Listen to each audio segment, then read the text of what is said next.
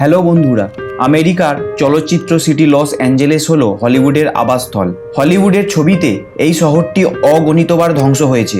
কখনো বড় ভূমিকম্প হয়, কখনো বিধ্বংসী সুনামি হয়, এটি টর্নেডো এবং এলিয়ান দ্বারাও ধ্বংস হয়। এই শহরটি চলচ্চিত্রে অনেক কিছু সহ্য করেছে, কিন্তু এখন বাস্তবে আগুন লস অ্যাঞ্জেলেসকে ধ্বংস করে দিয়েছে। এখনো পর্যন্ত অন্তত 24 জনের মৃত্যু হয়েছে। এই আগুন প্রায় 40,000 একর জুড়ে ছড়িয়ে পড়েছে। এই আগুন শুরু হওয়ার 3 সপ্তাহেরও বেশি সময় হয়ে গেছে, কিন্তু এখনো পর্যন্ত যখন আমি এই ভিডিও রেকর্ড করছি তখনও এই আগুন জ্বলছে। 12,000-এরও বেশি ভবন পুড়ে গেছে, মানুষের ঘরবাড়ি পুড়ে গেছে। 1,80,000-এরও বেশি মানুষ বাস্তুচ্যুত হয়েছে। প্রায় 2 লক্ষ মানুষকে সরিয়ে দেওয়ার নোটিশ দেওয়া হয়েছে। জেপি মর্গ্যানের অনুমান অনুযায়ী এর ফলে লস অ্যাঞ্জেলেস শহরের প্রায় 50 বিলিয়ন মার্কিন ডলারের আর্থিক ক্ষতি হবে। এটি কোনো একক অগ্নিকাণ্ড নয়, একাধিক জায়গায় একাধিক অগ্নিকাণ্ডের ঘটনা ঘটেছে। 7ই জানুয়ারি 2025 সকালবেলা আমেরিকার সান্তা মনিকা পাহাড়ের ঢালে থাকা জঙ্গলে ছোটোখাটো একটা আগুন লাগে, কিন্তু সেই ছোট আগুন থেকেই আজ কয়েকদিনের মধ্যে পুরো লস অ্যাঞ্জেলেস পুড়ে ছাই হয়ে গেছে। এখনো পর্যন্ত এই আগুনকে কন্ট্রোল করা যায়নি। যেন প্রকৃতি আর মানুষের মধ্যে এক ভীষণ যুদ্ধ হচ্ছে, যে যুদ্ধে পৃথিবীর সবথেকে শক্তিশালী দেশকেও মাত্র কয়েকদিনের মধ্যে ঝুঁকিয়ে দিয়েছে। তবে জানলে আপনারা আশ্চর্য হবেন, বিখ্যাত ইউটিউবার জোরগান তার পডকাস্টে এই ঘটনা 5 মাস আগে এই ভয়াবহ অগ্নিকাণ্ডের প্রেডিকশন করে দিয়েছিলেন। আর সবথেকে বড় প্রশ্ন সেটা হলো ক্যালিফোর্নিয়ায় এর আগেও অনেক বড় বড় দাবানল হয়েছে, তাহলে এইবারের দাবানল কেন এত ভয়াবহ রূপ নিল? আর যেটাকে আমরা দাবানল বলছি সেটা কি আদেও প্রাকৃতিকভাবে হয়েছে, নাকি এর পেছনে কোনো গভীর ষড়যন্ত্র লুকিয়ে আছে? কারণ আপনি যদি দাবানলের এই ম্যাপটা ভালো করে লক্ষ্য করেন তাহলে দেখতে পাবেন যে স্থানগুলোতে দাবানল হচ্ছে তাদের নিজেদের মধ্যে কোনো কানেকশন নেই। প্রশ্ন হচ্ছে, এই আগুন এক জায়গা থেকে আরেক জায়গায় কিভাবে ছড়িয়ে পড়লো, তাও আবার একই সাথে?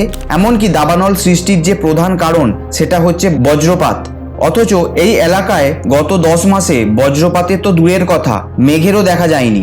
তাহলে এই আগুন কিভাবে লাগলো? আজকের এই ভিডিওতে লস অ্যাঞ্জেলেসে হওয়া ভয়াবহ অগ্নিকাণ্ডের ব্যাপারে আপনাদের জানাবো। এই আগুন লাগার পেছনে বেশ কয়েকটি কনস্পিরেসি থিওরি আর কিছু ন্যাচারাল কজেস আছে, যেগুলো আমি ভিডিওতে পরে আলোচনা করব। তার আগে দেখে নেব যে এই আগুন এত তাড়াতাড়ি কি করে ছড়াচ্ছে। গত 150 বছরের ইতিহাসে আমেরিকার সবথেকে ভয়ানক দাবানল এটা। 7ই জানুয়ারি মাত্র কয়েক ঘন্টার মধ্যে এই আগুন 20 একর এলাকায় ছড়িয়ে পড়েছিল, কিন্তু রাত পেরোতে না পেরোতেই এই আগুন 2000 একর এলাকায় ছড়িয়ে পড়ে। আর আজকের দিনের পাওয়া শেষ আপডেট অনুযায়ী প্রায় 40,000 একর এলাকা এই আগুনে পুড়ে ছাই হয়ে গেছে। ইভেন এখনো পর্যন্ত এই আগুনকে কন্ট্রোল করা যায়নি। তো বুঝতেই পারছেন এই আগুনটি কতটা দ্রুত ছড়াচ্ছে। লস অ্যাঞ্জেলেসে একটা এলাকা থেকে আরেকটা এলাকার যার দূরত্ব প্রায় কয়েক কিলোমিটার, এক রাতের মধ্যেই পুরো এলাকা পুড়ে ছাই হয়ে গেছে। তো প্রশ্ন হচ্ছে, আগুন এত দ্রুত কিভাবে ছড়াচ্ছে? এর উত্তর রয়েছে ক্যালিফোর্নিয়ার জিওগ্রাফিতে। ক্যালিফোর্নিয়া আমেরিকার একদম পশ্চিম দিকে অবস্থিত একটা বড় রাজ্য, আর ক্যালিফোর্নিয়ার ঠিক দক্ষিণ পশ্চিমের এই জায়গায় রয়েছে লস অ্যাঞ্জেলেস। শহরটার আয়তন বিশাল জনসংখ্যার দিক থেকে। এই লস অ্যাঞ্জেলেস আমেরিকার দ্বিতীয় বৃহত্তম শহর, যেখানে প্রায় 40 লক্ষ মানুষ বসবাস করে। তবে শহরের আশপাশে আরও প্রায় 90টা ছোট ছোট শহর রয়েছে, যেগুলোকে একসাথে বলা হয় লস অ্যাঞ্জেলেস কাউন্টি, মানে লস অ্যাঞ্জেলেস মহানগর এলাকা। আর এই পুরো এলাকায় প্রায় 1,30,00,000 মানুষ বসবাস করে। প্রশান্ত মহাসাগরের একদম উপকূলে এই পুরো শহরটা রয়েছে। পশ্চিম দিকে এখানে অনেকগুলো সি বিচ রয়েছে, আর পূর্ব দিকে রয়েছে স্যান গ্যাব্রিয়ান পর্বতমালা। এছাড়া এই পুরো শহরটা চারিদিক থেকে উঁচু উঁচু পর্বত আর মরুভূমি দিয়ে ঘেরা, আর মাঝ বরাবর রয়েছে স্যান্টা মনিকা পর্বতমালা। এবার এই পুরো শহরটা যদি আপনি লক্ষ্য করেন তাহলে দেখতে পাবেন এটা একটা উপত্যকা অঞ্চলে রয়েছে, তাই এখানে বায়ুর চাপ তুলনামূলক কম থাকে। কিন্তু একটু আগে আমি আপনাদেরকে বললাম যে ক্যালিফোর্নিয়ার দক্ষিণে একটি মরুভূমি রয়েছে। এই মরুভূমি থেকে একটা উচ্চ চাপযুক্ত গরম হাওয়া লস অ্যাঞ্জেলেসের উপর দিয়ে বয়ে যায়, আর এই হাওয়াটার নামই হলো স্যান্টা আনা। এই গরম বাতাস প্রচণ্ড স্পিডে উপত্যকার নিম্নচাপ অঞ্চলে নেমে আসে, আর হঠাৎ করেই পুরো এলাকা হাই প্রেসার ক্রিয়েট করে। এবার এই স্যান্টা আনাকে আরও একটু সহজভাবে বলি। গরমের সময় আমাদের আশপাশে এলাকাগুলোতে লু বইতে থাকে, যে গরম লুয়ের বাতাসে অনেক সময় মানুষ মারাও যায়। তো স্যান্টা আনা আর এই লু বলতে পারেন একই প্রকার। আর এই স্যান্টা আনার গতি থাকে ঘন্টায় 112 থেকে 120 কিলোমিটার।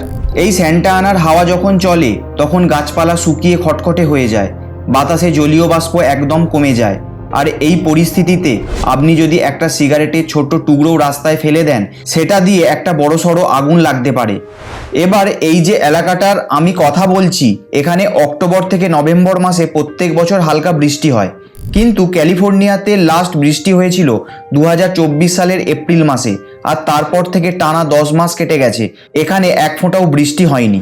এই বৃষ্টি ছাড়া এই খরা, তার সাথে হচ্ছে স্যান্টা আনা হাওয়া, এই দুই মিলিয়ে আশপাশের সম্পূর্ণ এলাকা প্রচণ্ড পরিমাণে শুষ্ক হয়ে গেছে। গাছপালা, আশপাশে রাস্তাঘাট সমস্ত কিছু ড্রাই হয়ে গেছে, যেগুলো খুব তাড়াতাড়ি আগুনকে আকর্ষণ করে। আর কোনোভাবেই এই সম্পূর্ণ এলাকা যদি আগুনের সংস্পর্শে আসে, সান্টা আনা সেই আগুনের মধ্যে ঘি ঢালার কাজ করে। 110 থেকে 120 কিলোমিটার গতিবেগে চলতে থাকা এই হাওয়া এই আগুনকে মুহূর্তের মধ্যে এক এলাকা থেকে আরেক এলাকায় নিয়ে যায়। তবে এই আগুনে সবথেকে বেশি ক্ষতিগ্রস্ত হয়েছে প্যালিসেডস নামের একটি জায়গা। বড় বড় সেলিব্রিটিদের বাড়ি এই এলাকাতেই রয়েছে, এমনকি বলিউড কাম হলিউড স্টার প্রিয়াঙ্কা চোপড়ার বাড়িও কিন্তু এই লস অ্যাঞ্জেলেসে রয়েছে। ইভেন যে হলিউড মুভি আমাদেরকে এত এন্টারটেনমেন্ট করে, সেই হলিউডও কিন্তু এই লস অ্যাঞ্জেলেসেই রয়েছে। তাই সবাই বলছে যে এই হলিউড এখন আগুনে জ্বলছে। গত শুক্রবারের পর এই সান্টা আনার হাওয়ার গতি কমে যাওয়ার কথা ছিল, কিন্তু শনিবার পেরিয়ে যাওয়ার পরেও এই হাওয়ার গতি একটুও কমেনি, আর আগুন হু হু করে বাড়ছে। এখনো পর্যন্ত প্যালিসেডসে 8% আর ইডনেতে মাত্র 3% আগুন নিয়ন্ত্রণে এসেছে। এই এলাকাগুলো ছাড়াও আরও 4টি এলাকায় আগুন জ্বলছে।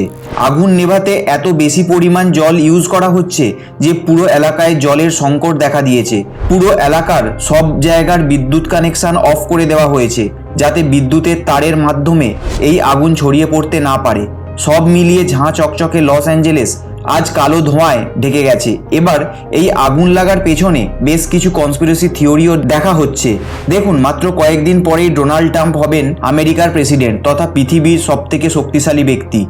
ডোনাল্ড ট্রাম্প আমেরিকার 294টা সিট পেয়ে প্রেসিডেন্টের পোস্টে জয়ী হয়েছেন, কিন্তু যে ক্যালিফোর্নিয়া আজ আগুনে জ্বলছে, সেই ক্যালিফোর্নিয়া থেকে কিন্তু ডোনাল্ড ট্রাম্প একটিও সিট পাননি।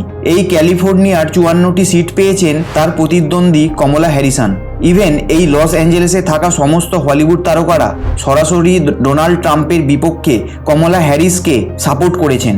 এবার আমি এখানে আর কিছু বলবো না, তবে এটাও বলবো যে এটা কিন্তু একটা কনস্পিরেসি থিওরি মাত্র। আমেরিকার আকাশে কয়েকদিন ধরেই বেশ কিছু অদ্ভুত ড্রোন দেখা যাচ্ছিল।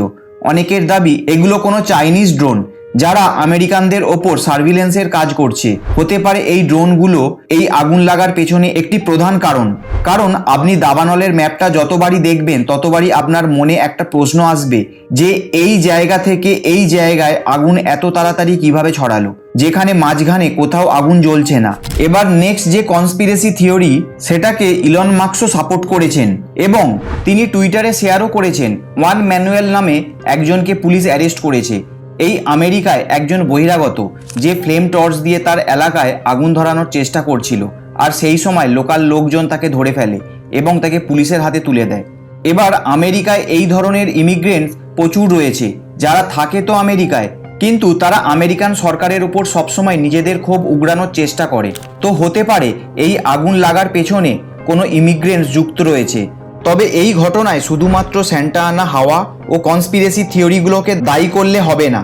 এই ঘটনার কিন্তু আরও একটা বড় কারণ রয়েছে, আর সেটা হলো ক্যালিফোর্নিয়ায় যে বড় বড় বাড়িগুলো আমরা দেখতে পাই, মাত্র 10% কংক্রিটের তৈরি, বাকি 90%ই কাঠের তৈরি।